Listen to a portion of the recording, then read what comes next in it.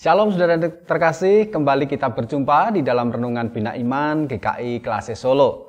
Sebelum mendengar firman Tuhan, mari kita berdoa. Bapak yang penuh kasih, kami bersyukur untuk hari ini karena Engkau terus memberkati kehidupan kami. Tuhan tidak pernah meninggalkan kami dan saat ini Tuhan kami siap untuk mendengar firman-Mu. Kami mohon pertolongan Tuhan agar Engkau sendiri yang membimbing kami, menolong kami sehingga dapat memahami firman ini dengan baik. Iman kami tetap kokoh dan tetap kuat di dalam Yesus Kristus.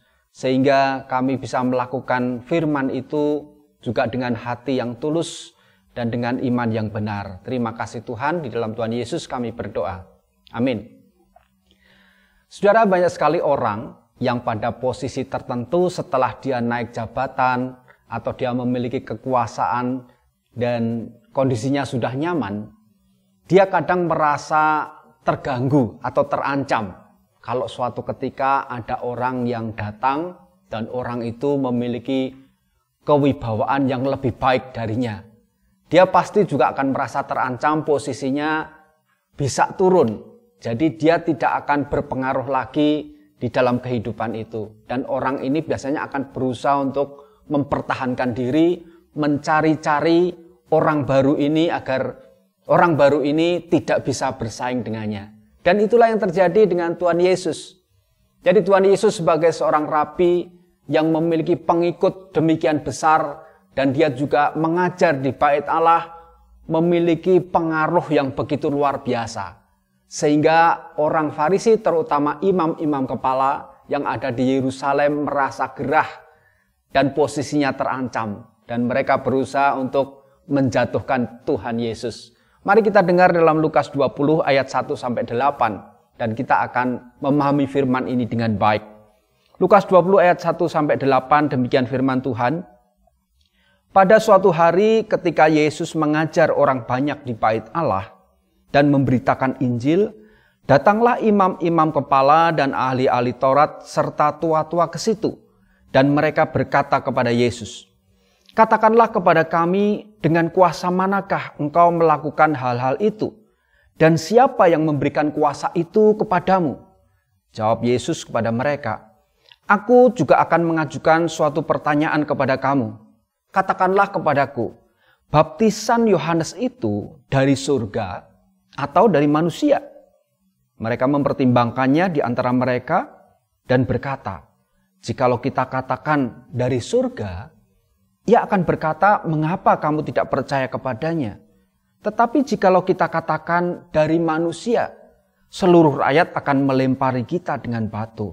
Sebab mereka yakin bahwa Yohanes adalah seorang nabi." Lalu mereka menjawab bahwa mereka tidak tahu dari mana baptisan itu. Maka kata Yesus kepada mereka, "Jika demikian, aku juga tidak mengatakan kepadamu dengan kuasa manakah aku melakukan hal-hal itu."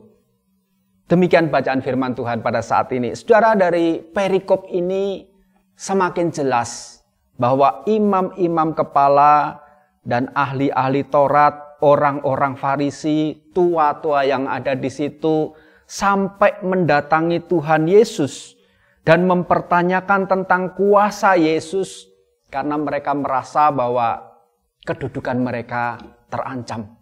Begitu banyak orang yang percaya kepada Tuhan Yesus. Tuhan Yesus melakukan segala karya Allah, menyembuhkan, mengusir banyak setan, dan memberitakan kabar sukacita, memberitakan Injil. Bahkan dalam ajarannya kadang-kadang bertentangan dengan tradisi Yahudi. Dan ini semakin membuat imam-imam kepala, orang-orang Farisi itu tidak nyaman. Sehingga mereka berusaha untuk menjatuhkan Tuhan Yesus dengan berbagai cara, termasuk menanyakan tentang kuasa Yesus itu berasal dari mana. Dengan harapan apabila Tuhan Yesus salah menjawab, maka mereka bisa membawa Yesus pada pengadilan mahkamah agama. Dan banyak orang akhirnya akan mempercayai kembali para imam-imam kepala. Tetapi Tuhan Yesus tahu akan kelicikan mereka dan Tuhan Yesus membalik dengan pertanyaan tentang baptisan Yohanes. Dan ini juga menjadi pertanyaan yang sulit dijawab bagi para imam-imam kepala dan ahli-ahli Taurat serta orang-orang Farisi itu. Nah, saudara, dari peristiwa ini Kita tahu bahwa orang yang percaya kepada perjanjian lama, orang yang telah mengakui Taurat dan kitab para nabi, bahkan mereka begitu mendalami kitab itu, yaitu para ahli Taurat, Farisi, dan imam-imam kepala, tidak bisa menerima kehadiran Mesias karena mengancam kedudukan mereka secara duniawi. Hal ini pun juga terjadi di dalam kehidupan kita.